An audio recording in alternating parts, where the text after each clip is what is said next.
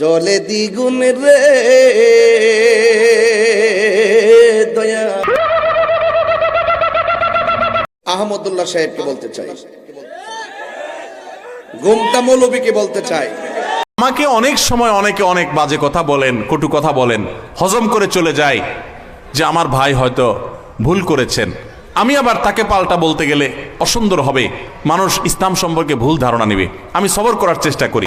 আর এইটা তোমার পাতাটা ঢুকাই দেবো। অনেকে আমারে বলে যে আমি নাকি আদব রাখি না। আরে বেটা, আমরা আদবের ঘরে জন্ম। বোকাচোদা কয় কি?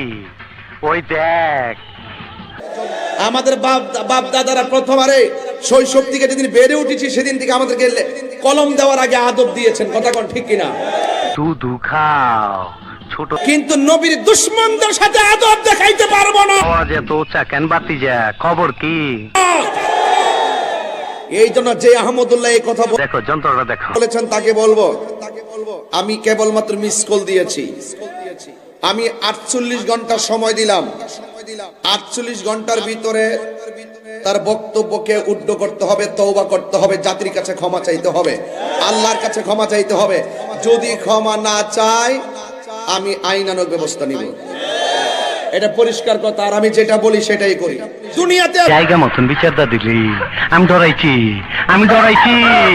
ওই আমার পাট কাছে ভিতরে ইন্দুরের গাড়াই লয়ে যা। 1 সেকেন্ডের জন্য সৃষ্টির প্রথম এই যন্ত্রটারে গিরিজ মাইরা চকচকা করছি। তোর এমরাটা দিমু, তোর গোষ্ঠী সুদ্ধা পার কইরা দিমু। ওস্তাদ কাম হয়ে গেছে, গু আমার সারা। মেরা গুণ বাতি যা দেখছো তোমার লে কত বড় ফুকনিটা।